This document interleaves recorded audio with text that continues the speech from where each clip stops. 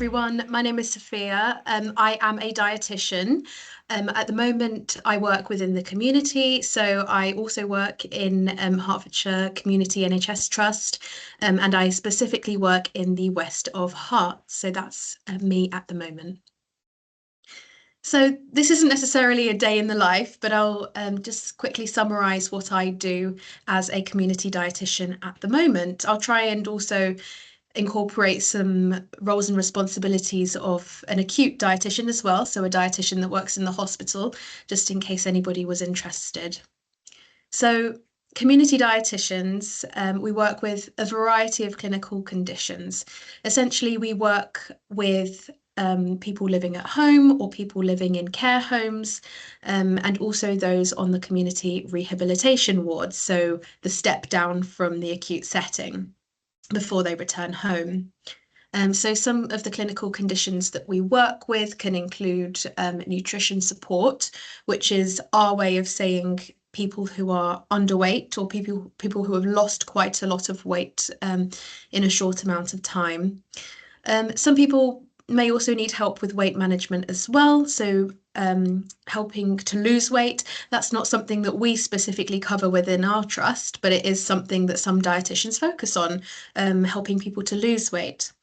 You can also get diabetes dietitians, and then we also work with people who have kidney disease, liver disease, IBS, inflammatory bowel disease, celiac disease.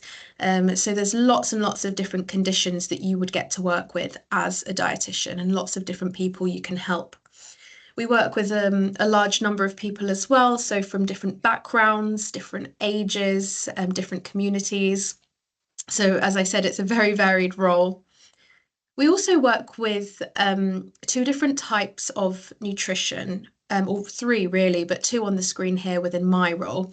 So we work with people who eat orally, as many of us do, but then there are also some patients who are enterally fed, which basically means they're fed through a tube.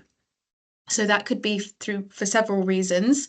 Some people aren't able to obtain the right amount of nutrition to sustain their weight themselves through food alone, and so they require a tube.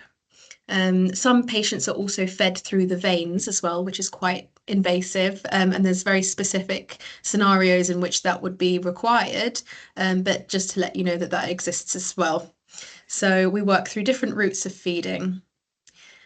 The crux of dietetics basically is we've got assessment and we've got review. So assessment, we would spend longer with the patients, we would get a thorough medical history, we would understand their medications that they're on, and then thoroughly look at their diet as well. So we would ask them to give us an example of what they would eat in a day, and then that would help us to help them and give them appropriate advice, so we can tailor our dietetic advice to what they normally have. And then we offer shorter review appointments as well. So during my clinics, I spend half the time assessing new patients and then half the time reviewing patients. Normally it's over the telephone in the community. Some people do home visits as well for those who aren't able to speak on the phone, and we also hold face-to-face clinics. As I said, I cover the rehabilitation wards and the nursing homes as well. And essentially, a lot of my advice covers food-based approaches, that food-first advice. I also work with people for dietary restrictions. So as I said, for specific conditions, they might need to remove certain foods or avoid certain foods from their diet. And modified textures as well. So for those who've got swallowing issues, we need to maybe change the way that their food looks and the way it presents in order to help them swallow.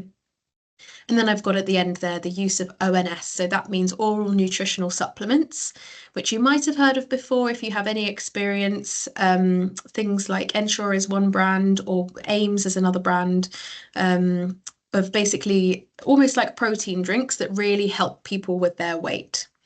And then lastly, I am a nutrition and dietetics awareness champion, so I do try and bring more awareness and recognition to the role.